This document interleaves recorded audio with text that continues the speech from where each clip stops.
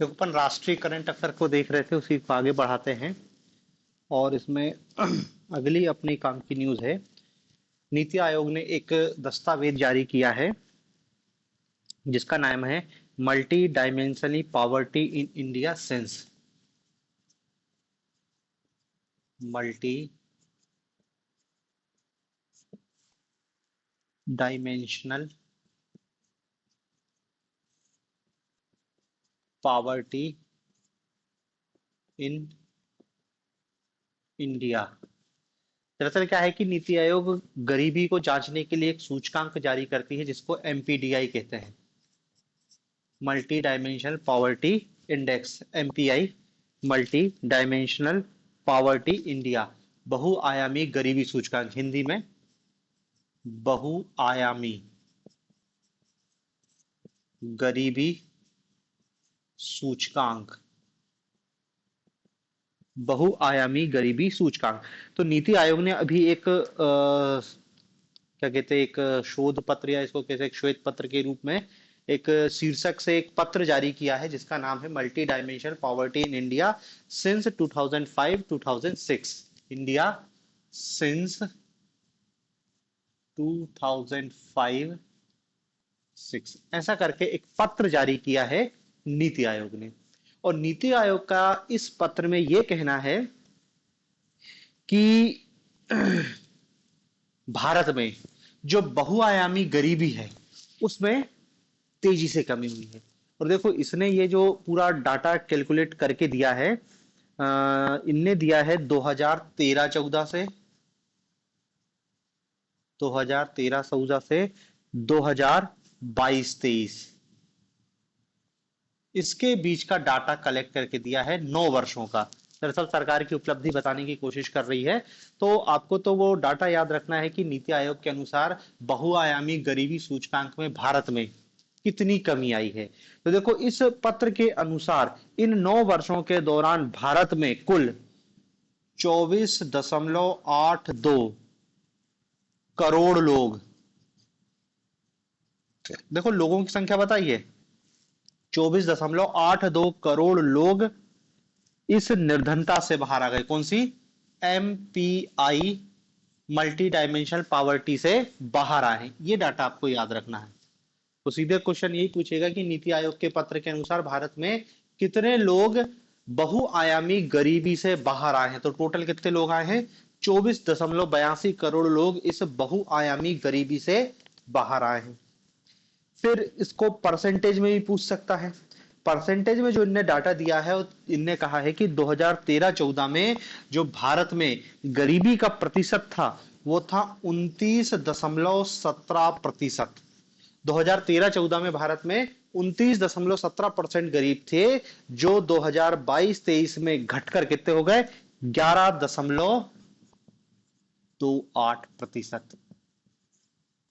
11.28%।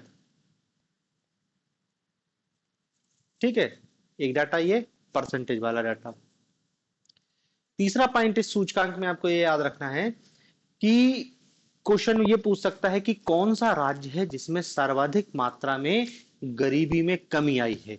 तो देखो सबसे ज्यादा गरीबी में कमी आई है उत्तर प्रदेश में, उत्तर प्रदेश। दूसरे नंबर पर है, पहले नंबर पर उत्तर प्रदेश, दूसरे नंबर पर बिहार, मध्य प्रदेश, उड़ीसा, राजस्थान। बिहार, तीसरे पे है मध्य प्रदेश, चौथे पे उड़ीसा और पांचवे पे राजस्थान। समझ रहे हैं ना, गरीबी में कमी लाने में सर्वाधिक आगे कौन सा राज्य है। तो सबसे ज्यादा गरीबी कहां कम हुई है? उत्तर प्रदेश में। मतलब 24 करोड़ लोगों में से देखा जाए तो जो सबसे ज्यादा लोग गरीब जहां से, जिस राज्य से बाहर निकले हैं वो उत्तर प्रदेश है। ठीक है, अब देखो फिर इसमें एक, ये तो एक डाटा ये 24.82 करोड़, दूसरा है परसेंटेज वाला, तीसरा है ये वाला डाटा। चौथा एक डाटा याद रखना है, एक ये है कि ये जो बहुआयामी गरीबी सूचकांक है, इनमें कुल कितने, किन चीजों के आधार पर देखा जाता है कि कौन कितना गरीब है और कौन कितना गरीब नहीं है।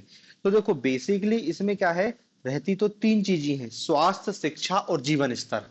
तीन चीज, स्वास्थ्य, शिक्षा और जीवन स्तर।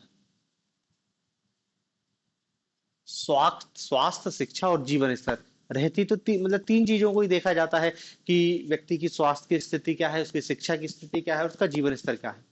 लेकिन इन तीन चीजों को 12 पैरामीटर हैं, 12 पैरामीटर हैं जिनके आधार पर बहुआयामी गरीबी सूचकांक है, 12 संकेतक,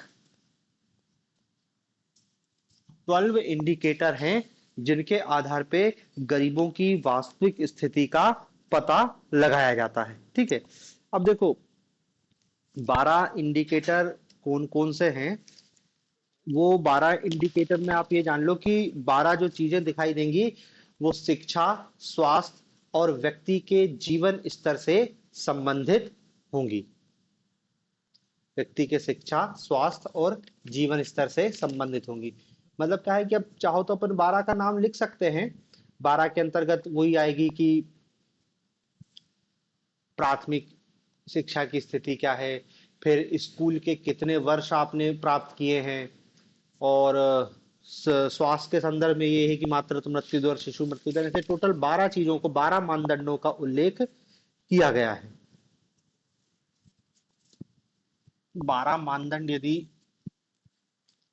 तीन है, तीन ही है, तीन को 12 भागों में बांटा गया है। जैसे अब यदि अपन 12 चीजों को देखें तो पहला तो है स्वच्छता,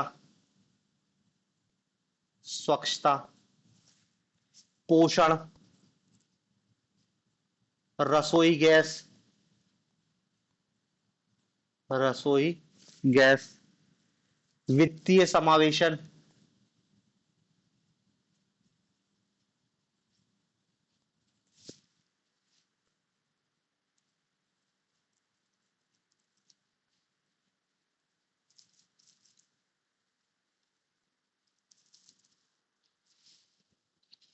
वित्तीय समावेशन,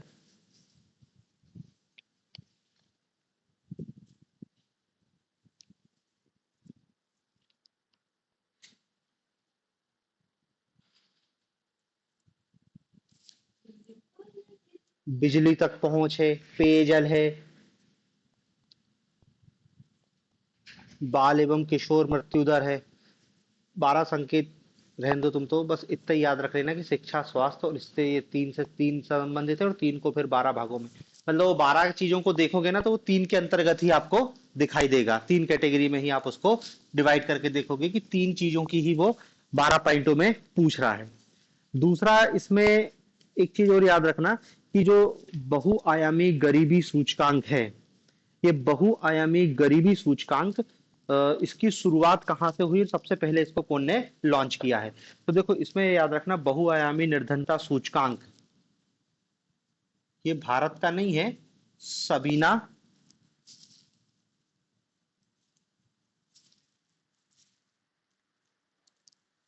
अली करे और जेम्स फोस्टर, सबीना अली करे और जेम्स फोस्टर द्वारा इसे विकसित किया गया है। और फिर इसे यूएनडीपी ने 2010 में अपनी मानव विकास रिपोर्ट में इसको अपनाया था।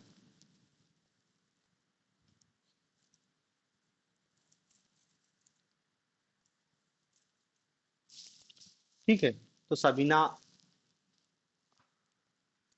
अलकरे और जेम्स फोस्टर, फिर इसको यूएनडीपी ने अपनाया।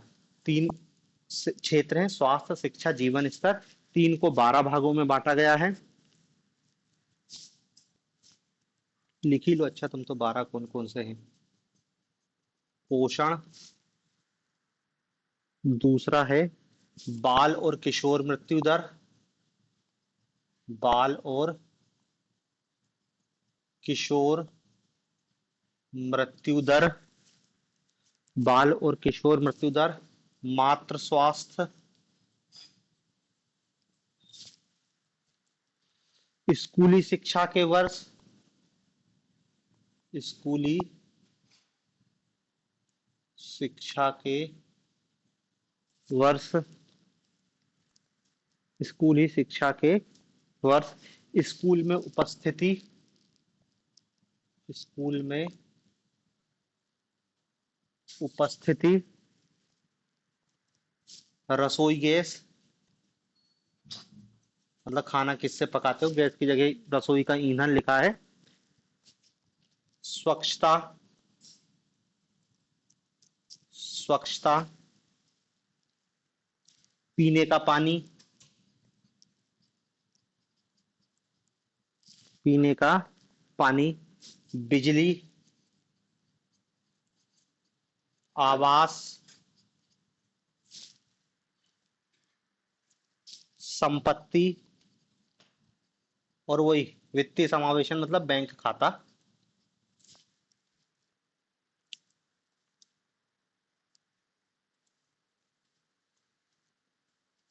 ठीक है, इन चीजों के आधार पर, और देखो ये सारी चीजें आपको सरकारी योजना से संबंधित दिखाई देगी। भाई जनधन खाता के तहत प्रत्येक व्यक्ति का खाता खोल दिया गया है। रसोई गैस उन्होंने कहा कि हर घर रसोई घर पहुंचा दी गई है। हर घर बिजली सौभाग्य योजना के तहत पहुंचा दी गई है। मातृ स्वास्थ्य, तो सब इनके आधार पर ये सारी चीजों की गणना की गई है। ठीक है, तो ये 12 चीज है और 12 चीजों के आधार पर ही नीति आयोग ने मल्टी डायमेंशनल पॉवर्टी इंडेक्स जारी किया, और इस इंडेक्स के तहत भारत में गरीबियों की संख्या में व्यापक कमी आई है। अब बस केवल 11.8% 28% गरीब रह गए हैं, और आने वाले 10 साल में ये भी खत्म हो जाएंगे।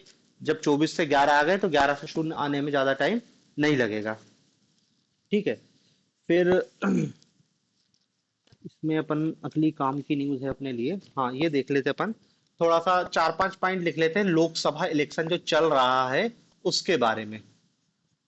लोकसभा इलेक्शन के बारे में लिख लेते हैं। ठीक है, तो देखो ये जो लोकसभा इलेक्शन हो रहा है ये 18वीं लोकसभा के लिए हो रहा है। 18वें नंबर की लोकसभा। 17 लोकसभा का निर्वाचन हो चुका है, और पहली बार कब हुआ था लोकसभा का निर्वाचन? 1951-52 में पहली बार भारत में संसद के लोकसभा या संसदीय व्यवस्था के लिए चुनाव हुआ था। तब से अब तक 17 हो चुके हैं और 18वां चल रहा है। फिर इसमें एक चीज और याद रखना कि 1951-52 में जो चुनाव हुए थे भारत में पहले लोकसभा के इलेक्शन, वो हुए थे 489 सीटों के लिए। ये बहुत महत्वपूर्ण है। भारत में पहली बार जो चुनाव हुए थे वो कितने हुए थे?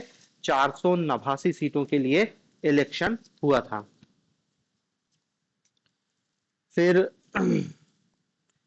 इस बार का जो इलेक्शन है, इस बार का जो इलेक्शन है वो टोटल 7 चरणों में हो रहा है। 7 चरणों में 543 सीटों के लिए हुआ रहा है। 543 लोकसभा सीटों के लिए हो रहा है। इन 543 लोकसभा सीटों में से 84 सीटें अनुसूचित जाति के लिए और 47 सीटें एसटी अनुसूचित जनजाति के लिए आरक्षित है। एंग्लो इंडियन के लिए रिजर्वेशन खत्म कर दिया गया है। 104वें संविधान संशोधन के द्वारा उसको समाप्त कर दिया गया है। 104वां संविधान संशोधन इन दोनों की जो आरक्षण 10-10 वर्ष के लिए बढ़ाया गया, एंग्लो इंडियन के लिए नहीं बढ़ाया गया, तो वो अपने आप खत्म हो गया। मतलब उसको खत्म करने के लिए अलग से कुछ नहीं लाया गया, बढ़ाया नहीं गया तो खत्म होगा। इसको भी नहीं बढ़ाएंगे तो ये भी खत्म हो सकता है। ठीक है, 7 चरणों में चुनाव हो रहे हैं। दूसरा इसमें एक बात और याद रखना कि ये जो 7 चरण में चुनाव हो रहे हैं इनके साथ साथ कुछ राज्यों में इनके साथ ही विधानसभा के चुनाव भी करा रहे हैं, जैसे आंध्र प्रदेश, आंध्र प्रदेश, उड़ीसा, आंध्र प्रदेश, उड़ीसा, अरुणाचल, आंध्र प्रदेश, उड़ीसा, अरुणाचल और सिक्किम। इन विधानसभा के चुनाव भी इसी के साथ हो रहे हैं। बाकी मुख्य चुनाव आयुक्त तो जानते ही हो राजीव कुमार है, और 2 अन्य हैं ज्ञानेश कुमार और सुखवीर सिंह संधू। जो चीफ इलेक्शन कमिश्नर है वो कौन है? राजीव कुमार।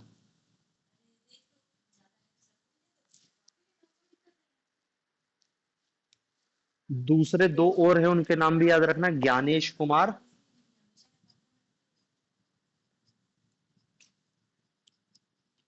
और दूसरे हैं सुखवीर सिंह संधू।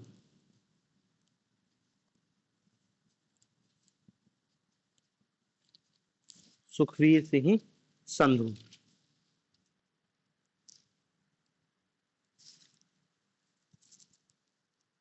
ठीक है। और एक डाटा और याद रख लेना कि ये जो 18वीं लोकसभा का चुनाव हो रहा है, इसमें कुल पंजीकृत मतदाता हैं 96.8 करोड़। ये क्या है? पंजीकृत मतदाता, रजिस्टर वोटर। बाकी अब एज ग्रुप का भी डाटा दिया है कि 65 से ऊपर कितने हैं, 18 से नीचे कितने, उतना डिटेल में अपन नहीं जाते। अपन को तो बस टोटल वोटर की संख्या याद रखना है।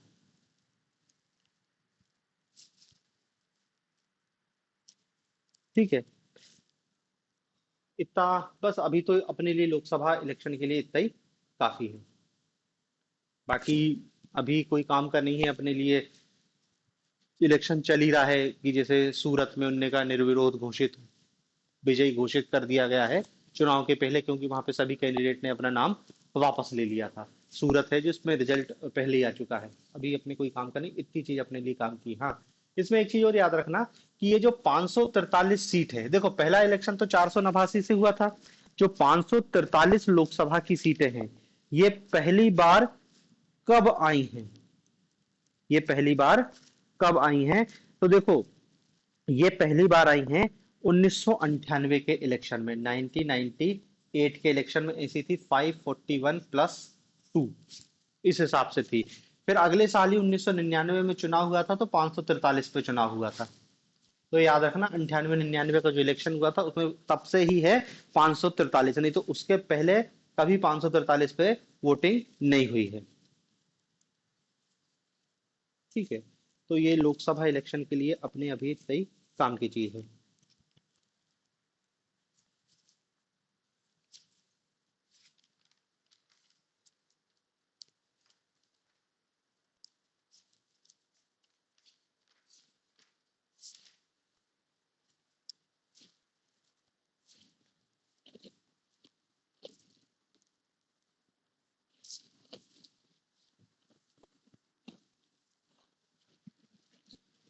फिर देखो,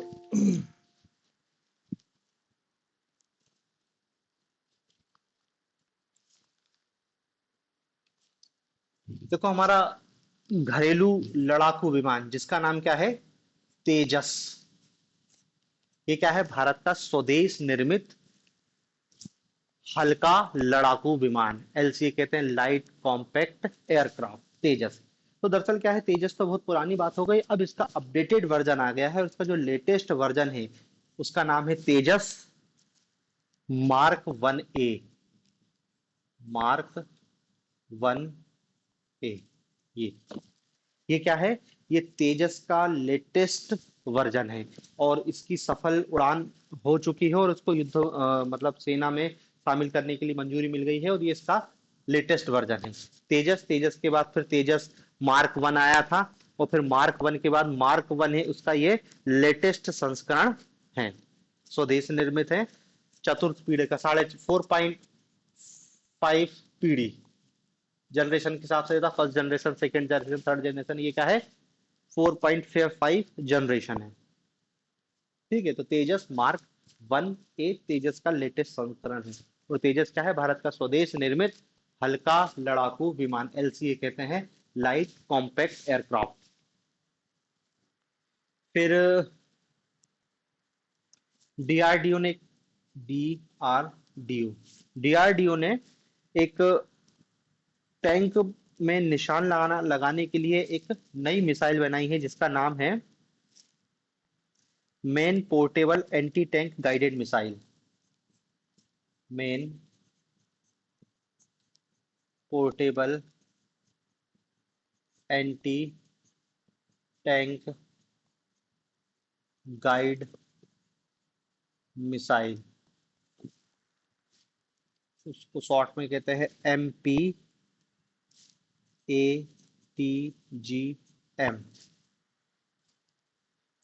ठीक है, ये दरअसल क्या है, main portable anti tank guide missile. ये कहीं भी इसको आप आसानी से मूव करके ले जा सकते हो, और ये एक टाइप की एंटी टैंक मतलब टैंक को भेदने वाली मिसाइल है, और इसका भी परीक्षण सफल हुआ है, और इसको भी जल्द ही सेना में शामिल किया जाएगा। ठीक है, तो ये तेजस और main portable anti tank guide missile. फिर एक रैंकिंग जारी होती है हर साल, जिसका नाम है क्वारेली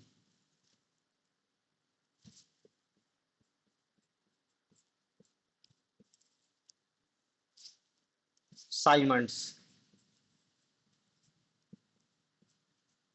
ये क्या है, हायर एजुकेशन के लिए एक विश्व की पूरी यूनिवर्सिटियों की रैंकिंग जारी की जाती है। ये रैंकिंग जारी करने वाली संस्था का नाम है। ठीक है, तो इसने 2024 के लिए जो रैंकिंग जारी की है, उस रैंकिंग में हमको ये देखना है कि भारत के कौन कौन से विश्वविद्यालय शामिल हैं।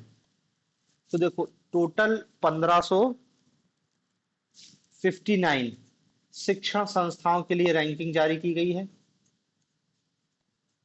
ठीक है, इन 1559 शिक्षण संस्थाओं में भारत के 69 संस्था शामिल हैं। 69 संस्था भारत की। ठीक है, और टोटल ये 55 कैटेगरी में जारी की गई है। 55 कैटेगरी। 55 कैटेगरी समझ रहे हैं ना, मतलब साइंस की अलग, आर्ट्स की अलग, फिर मैनेजमेंट की अलग, लॉ की अलग, तो इसी 55 अलग अलग कैटेगरी में जारी की गई है। तो भारत को तो एक तो ये डाटा याद रखना है कि भारत के 69 यूनिवर्सिटीज इस रैंकिंग में शामिल हुई हैं। अब इसमें यह देखना है कि जो सर्वोच्च स्थान, जो 66 हम क्या कहते, 69 विश्वविद्यालय ने जो जगह बनाई है, उन 69 विश्वविद्यालय में सबसे टॉप कौन था। तो जो पहले नंबर पे है हमारी ओवरऑल में, तो उसका नंबर है 20वां नंबर। तो लिख लेना, 20वें नंबर पर है जवाहरलाल नेहरू यूनिवर्सिटी, जेएनयू। और जेएनयू को जो मिला है, वो मिला है डेवलपमेंट स्टडीज वाली रैंकिंग में 20वां स्थान, विकास अध्ययन। समझ रहे हैं ना, अलग अलग कैटेगरी, 55 कैटेगरी है।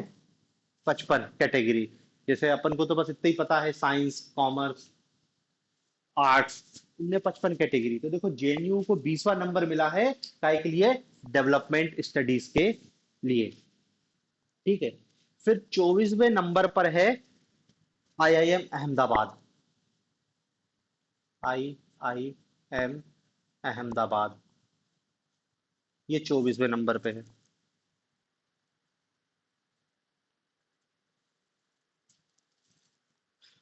ठीक है, बस इतना ही अपने काम की चीज है, बाकी अलग अलग रैंकिंग से कोई मतलब नहीं है।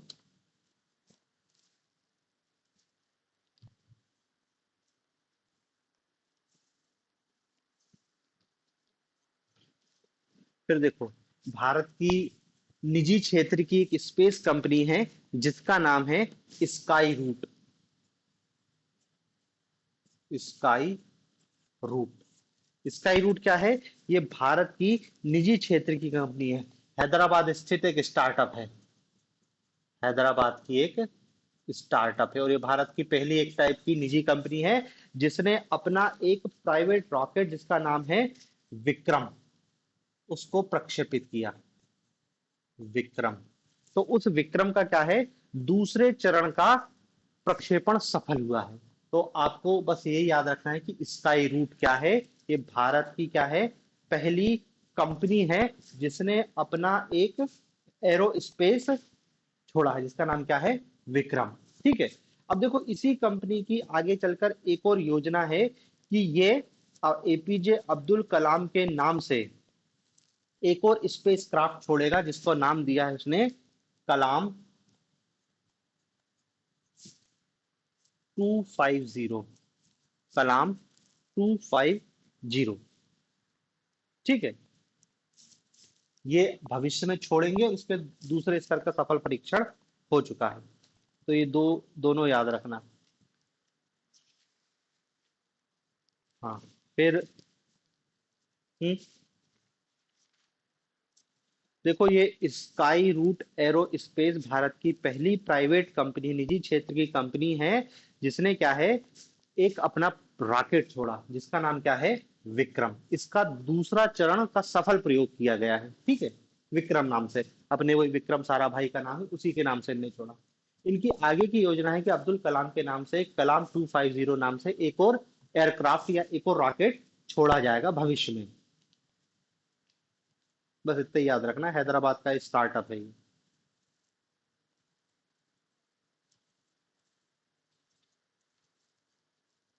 फिर हमारी जो ब्रह्मोस मिसाइल है, ब्रह्मोस मिसाइल के बारे में जानते हैं कि भारत और रूस ने मिलकर उसको बनाया, बहुत पहले बनाया था, अब तो पुरानी बात हो गई। लेकिन अब इसमें क्या बड़ी उपलब्धि ये है कि हमने ब्रह्मोस मिसाइल का पहली बार निर्यात किया है किसी देश को, बेचा है। और ये बेचा है पहली बार फिलीपींस को, ठीक है। तो फिलीपींस पहला देश है जिसको भारत ने ब्रह्मोस मिसाइलों को निर्यात किया है, ठीक। फिलीपींस याद रखना, फिलीपींस को देखा देखी बहुत सारे देशों ने इसको खरीदने की बात की है।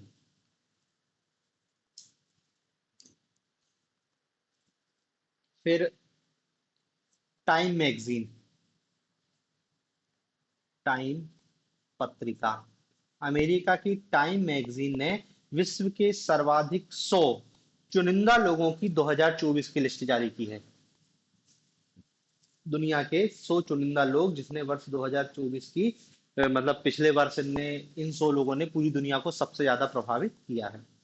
अलग अलग कैटेगरी, तो इसमें देखो रैंकिंग नहीं है, तुम ये नहीं कह रहे कि पहले पे कौन है दूसरे पे कौन है, बस इनने बताया है कि 100 ये सबसे टॉप इन्फ्लुएंसर है। अब 100 से तो हमको कोई मतलब नहीं, हमको ये देखना है इन 100 में भारतीय कौन है। तो देखो, एक भारतीय है साक्षी मलिक, साक्षी मलिक। एक भारतीय क्या है, दो भारतीय ही तो कुल शामिल है इसमें, साक्षी मलिक है। और साक्षी मलिक कौन है, ये महिला पहलवान है जिसने ओलंपिक में पदक जीता था, लेकिन उसको इसलिए नहीं दिया है। दरअसल इनने क्या है, जो भारतीय ओलंपिक संघ, कुश्ती संघ के अध्यक्ष वो ब्रजभूषण था, उसके खिलाफ जो प्रोटेस्ट किया था, उसके आधार पे इसको सबसे प्रभावशाली महिला व्यक्ति के रूप में घोषित किया गया है। और दूसरी व्यक्ति है आलिया भट्ट,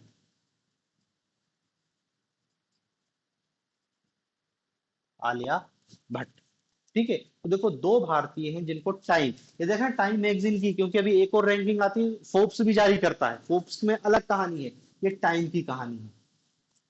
तो ये दो नाम तो याद रखना है, इसके अतिरिक्त क्या है, कुछ भारतीय मूल के लोग हैं जिनको टॉप 100 में शामिल किया गया है। जैसे एक व्यक्ति है अजय बंगा, इसका नाम तो अपन पहले भी याद रखते थे, अजय बंगा। ये कौन है, ये वर्तमान में विश्व बैंक के अध्यक्ष हैं।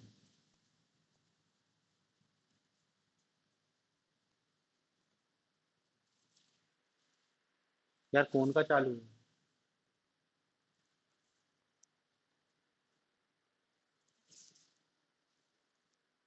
ठीक है। तो अजय बंगा वर्ल्ड बैंक का अध्यक्ष है, भारत का नहीं है लेकिन भारतीय मूल का है, तो इसलिए इस व्यक्ति को हम जानते हैं। दूसरा व्यक्ति भी आप जानते हैं, सत्या नडेल। ये तो वैसे भी आपको पता होना चाहिए इनके बारे में, सत्या नडेल या सत्या नडेला। ये माइक्रोसॉफ्ट का सीईओ है, ये भी भारतीय मूल का है, भारतीय नहीं है लेकिन भारतीय मूल का है। फिर सत्या नडेल हो गया। फिर एक व्यक्ति है जिगर शाह, तो देखो इसका नाम भी तुम याद रखो कि पूछा जा सकता है जिगर शाह कौन है। जिगर शाह, ये क्या है, ये अमेरिका ऊर्जा विभाग के लोन प्रोग्राम का डायरेक्टर है। ऐसे लिख लेना, अमेरिकी ऊर्जा विभाग से जुड़ा हुआ है, ऊर्जा विभाग का अध्यक्ष टाइप का है जिगर शाह, ठीक है। चौथा व्यक्ति देव पटेल, देव पटेल, देव पटेल को भी जानते हो, ये फिल्म अभिनेता है, भारतीय मूल का है, स्लम डॉग मिलेनियर में जिसने काम किया था, और भी बहुत सारी पिक्चर है जिसने देव पटेल ने काम किया है। और प्रियमवदा नटराजन, ये भी भारतीय मूल की है। प्रियमवदा नटराजन, प्रियमवदा नटराजन क्या है? ये येल यूनिवर्सिटी में फिजिक्स की प्रोफेसर है, बस इतना ही लिख लो, फिजिक्स की प्रोफेसर। ठीक है, प्रियमवदा नटराजन। और एक और व्यक्ति नाम लिख लेना, अस्मा खान। अस्मा खान, ये अस्मा खान क्या है? ये बुक लेखिका भी हैं और एक शेफ भी है, कुक भी हैं। इनका लंदन में होटल चेन चलती है दार्जिलिंग एक्सप्रेस के नाम से। दार्जिलिंग एक्सप्रेस, दार्जिलिंग एक्सप्रेस के नाम से रेस्टोरेंट है इनका लंदन में, और किताब भी लिखती है। ठीक है, देखो इतने नाम, इसमें से देखो साक्षी मलिक, आलिया भट्ट तो दो भारतीय मूल की है जो टाइम मैगजीन की इसमें शामिल है। बाकी अजय बांग तो अपन को वैसे भी याद है, वर्ल्ड बैंक का अध्यक्ष है, भारतीय मूल का, माइक्रोसॉफ्ट के सत्या नडेला को जानते हैं। जिगर शाह अमेरिकी ऊर्जा विभाग के लोन डिपार्टमेंट का हेड है। प्रियमवदा नटराजन फिजिक्स प्रोफेसर है येल यूनिवर्सिटी में। देव पटेल अभिनेता है। और अस्मा खान जो रेस्टोरेंट चलाती है लंदन में दार्जिलिंग एक्सप्रेस के नाम से। ठीक है, तो ये टाइम मैगजीन के, इतनी बात याद रखना। भारतीय पूछे तो केवल दो ही हैं, आलिया भट्ट और साक्षी मलिक, बाकी ये सब भारतीय मूल के लोग हैं।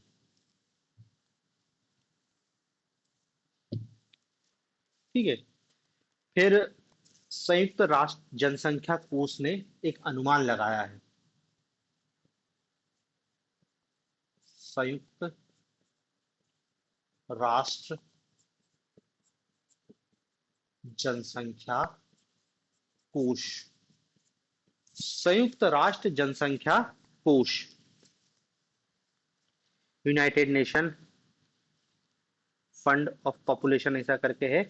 इसने एक अंदाजा लगाया है और इसने बोला है कि अप्रैल 2024, देखो क्या बोला, अप्रैल 2024, इसमें बताया है कि भारत की जनसंख्या विश्व में सर्वाधिक है। 1.44 बिलियन, मतलब 144 करोड़ लोग, 144 करोड़ लोग, ये विश्व में सर्वाधिक है। ठीक है, दूसरे स्थान पे चीन है, 1.42 बिलियन। ये चीन है, 142 करोड़ कह रहा है चीन की जनसंख्या अप्रैल 2024 में। ठीक है, फिर ये कहता है कि भारत की जनसंख्या जो 144 करोड़ है, इस 144 करोड़ में 68% जनसंख्या 15 से 64 वर्ष के बीच है। ठीक है, यही हम भी बात करते हैं जनसंख्या की लाभांश कि भारत की 67% आबादी क्या है, यंग है। तो वो ये भी कह रहा है कि 67% 15 से 64 आयु वर्ग के बीच की है। 7% जनसंख्या 65 वर्ष से ऊपर की है। बाकी उससे कोई मतलब नहीं, बस आप तो एक डाटा याद रख लेना है कि 67%। दूसरी ये सबसे बड़ी बात ये कहता है कि भारत की जनसंख्या,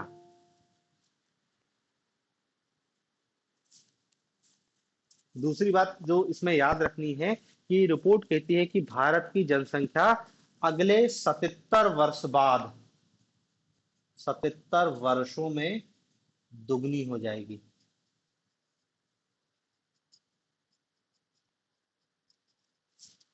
अगले 77 वर्षों में दुगनी हो जाएगी, ये अनुमान व्यक्त किया। ये सबसे महत्वपूर्ण है क्योंकि हमारा अनुमान है कि 2045 तक भारत की जनसंख्या, हमने क्या बोला है, स्थिर हो जाएगी।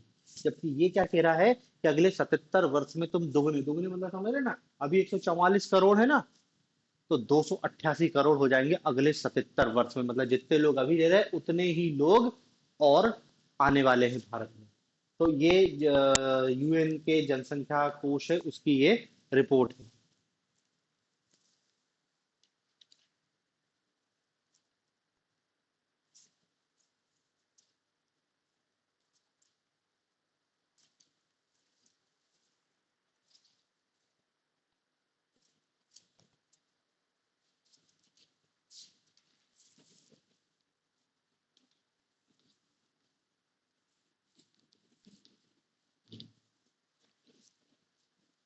फिर देखो,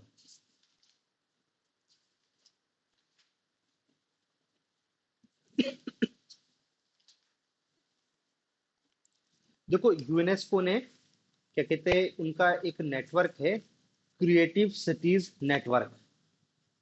यूनेस्को का एक नेटवर्क है, क्रिएटिव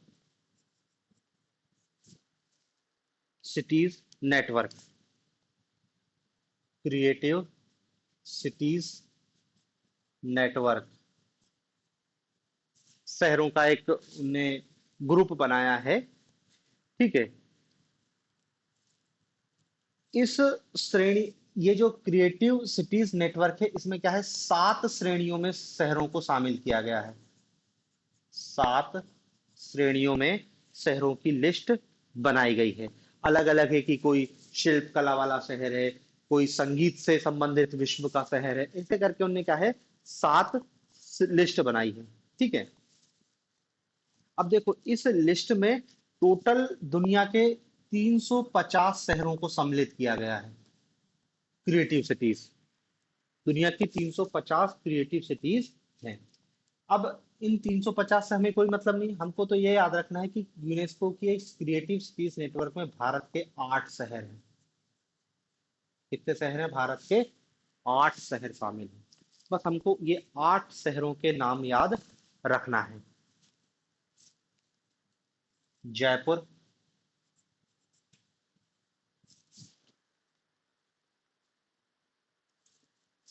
और जयपुर को जो शामिल किया गया है शिल्प एवं लोक कला वाली श्रेणी में।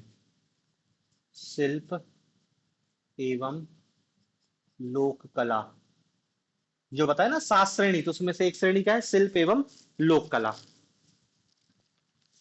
दूसरी श्रेणी, दूसरा शहर है हमारा वाराणसी, और वाराणसी को शामिल किया गया है संगीत श्रेणी में। संगीत श्रेणी में। फिर एक और हमारा शहर है चेन्नई। चेन्नई को भी संगीत की श्रेणी में शामिल किया गया है। चौथा है हैदराबाद, और हैदराबाद जो शामिल है गैस्ट्रोनॉमी, गैस्ट्रोनॉमी।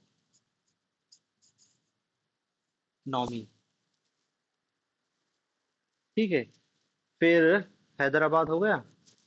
पांचवा लिखना मुंबई, इधर लिख दे रहा, पांचवा ऊपर मुंबई। और मुंबई शामिल है फिल्म निर्माण में। फिल्म, मुंबई। और छठवा है श्रीनगर। श्रीनगर, और श्रीनगर शामिल है शिल्प एवं लोक कला। शिल्प एवं लोक कला, शिल्प एवं लोक कला। तो देखो ये 6 सिटीज अभी तक शामिल थी, लेकिन अभी इसमें 2 और सिटियों को शामिल कर लिया है। एक है 7वें नंबर का हमारा है ग्वालियर, और 8वां शहर है कोझिकोड, केरला का कोझिकोड। जो ग्वालियर को शामिल किया गया है,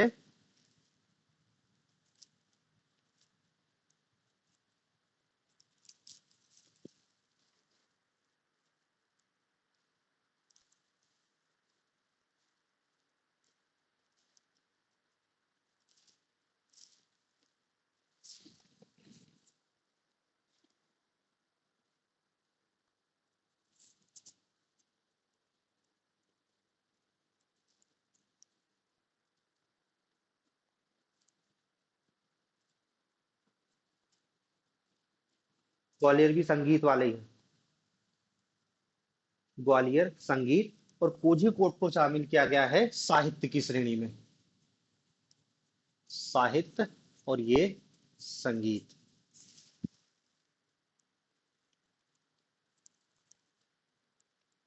ठीक है।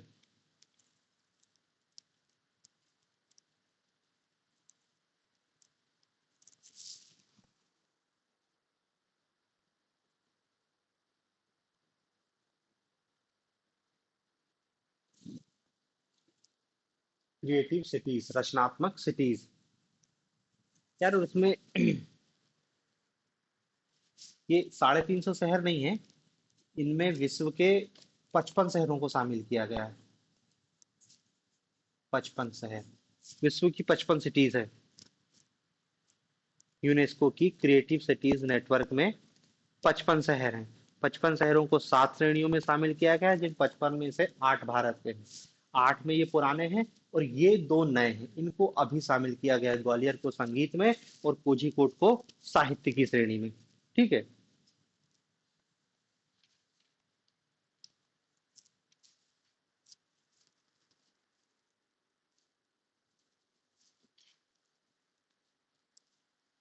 रचनात्मक शहर का नेटवर्क।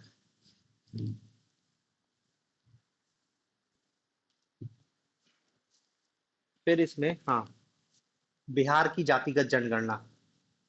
बिहार ऐसा राज्य है जिसने अपने यहाँ पे जातिगत जनगणना संपन्न करा ली, और जातिगत जनगणना संपन्न कराने के बाद उसके आधार पर उसने रिजर्वेशन की घोषणा भी कर दी है। तो हमको ये बस यही देखना है कि जातिगत जनगणना में रिजर्वेशन में किस कैटेगरी में कितनी वृद्धि की है। तो देखो, जातिगत जनगणना के बाद जो अनुसूचित जाति है, उस श्रेणी को 16% पहले रिजर्वेशन मिलता था, उसको बढ़ा के 20% कर दिया गया है। एसटी का रिजर्वेशन पहले 1% था, उसको बढ़ा के 2% कर दिया गया है। ओबीसी कैटेगरी, ओबीसी कैटेगरी का पहले रिजर्वेशन था 12%, उसको बढ़ाकर 18% कर दिया गया है। ओबीसी के तहत एक और कैटेगरी बनाई गई थी, ईबीसी, अत्यंत पिछड़ा, अत्यंत एक्सट्रीम बैकवर्ड क्लास। इसकी रिजर्वेशन 18% से बढ़ाकर कितनी, 25% कर दी गई। तो कायदे से 25 + 18 इतना है ओबीसी को रिजर्वेशन। और इकोनॉमिक वीकर सेक्शन को तो 10% था पहले भी, अभी भी 10% ही है। तो ये नया रिजर्वेशन है, जिसके तहत कुल आरक्षण अब बिहार में कितना हो गया है, 75%। ईडब्ल्यूएस को मिला के भी बिहार में टोटल आरक्षण हो गया 75%। ठीक है। फिर इसी, जैसे बिहार ने किया ना, इसे हरियाणा ने भी क्या किया, हरियाणा सरकार ने अपना एक विधेयक पारित किया, और उस विधेयक के तहत क्या बोल दिया कि हरियाणा में जो भी प्राइवेट नौकरी होगी या सरकारी नौकरी होगी, उसमें 75%, हरियाणा में निजी क्षेत्र और सरकारी क्षेत्र में 75% आरक्षण किसको लगा दिया, लोकल लोगों को, स्थानीय निवासी को।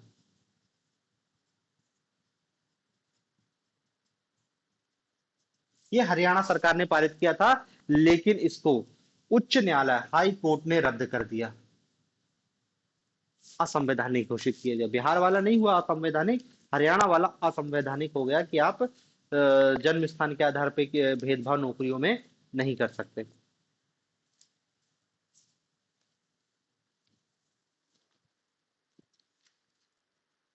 फिर देखो, ये एक खबर आई थी, उत्तराखंड के उत्तराकाशी जिले के एक सुरंग का निर्माण हो रहा था। कहां पर, उत्तराखंड उत्तरकाशी जिला, उत्तराखंड में उत्तरकाशी जिला, उत्तराकाशी जिले में एक सुरंग बन रही थी जिसका नाम था सिलक्यारा सुरंग।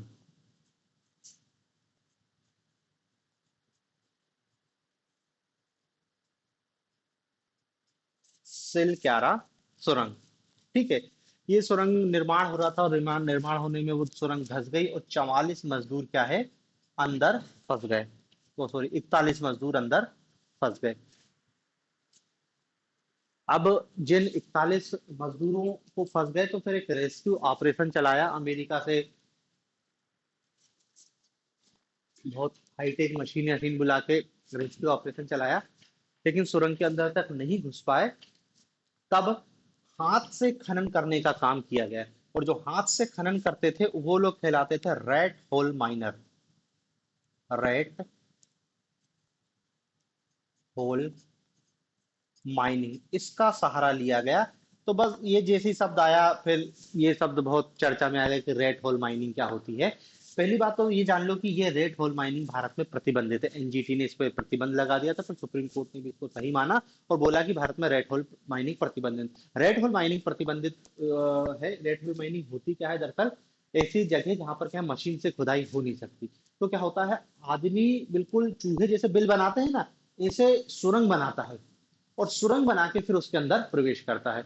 ये उन क्षेत्रों में होती है जहाँ पे चट्टानें बहुत ज्यादा संवेदनशील है, खासकर जैसे नॉर्थ ईस्ट भारत, मेघालय। मेघालय में कोयला होता है, लेकिन खनन करना इतना आसान नहीं है। तो ये रेड होल माइनर से खनन करते थे, क्या है, पहाड़ में सुरंग बना देते थे बिल्कुल, और खोद खोद के पूरा ले आते थे। लेकिन ये बहुत रिस्की है, क्योंकि देखो आप सुरंग बना के जाते जा रहे जाते जा रहे जाते जा रहे, अंदर ऑक्सीजन लेवल कम है, पानी मिल गया, सुरंग बंद, डूब गए, आदमी मर गए। बहुत हादसे होते हैं। मेघालय के हादसे के बाद एनजीटी ने भी कहा कि पर्यावरण के लिए भी सही नहीं है और इसमें व्यक्ति को भी हानि है। तो इसमें प्रतिबंध लग गया, और प्रतिबंध 2014-15 का लगा है। हाँ, 2015 2014, ठीक है ना। लेकिन अब जब सब ये नहीं हो पा रहा था, तब जो लोग ये काम करते थे या काम करते अभी भी हैं, भले प्रतिबंध लगा हो लेकिन काम कहीं ना कहीं चल रहा था, जब तो मजदूर मिल गए रेड होल माइनर, तो उनको लाया गया, उनने वो रेड होल माइनिंग करी और उन 11 लोगों को बाहर निकाला। तो बस तभी ये शब्द सामने आया, रेड होल माइनिंग। ये सुरंग का नाम लिख लेना, सिलक्यारा बड़ा कोट सुरंग। यदि पूरा नाम लिखे, सिलक्यारा बड़ा कोट सुरंग, सिलक्यारा बड़ा कोट सुरंग। ठीक है, आगे इसमें अपन अब कल देखेंगे।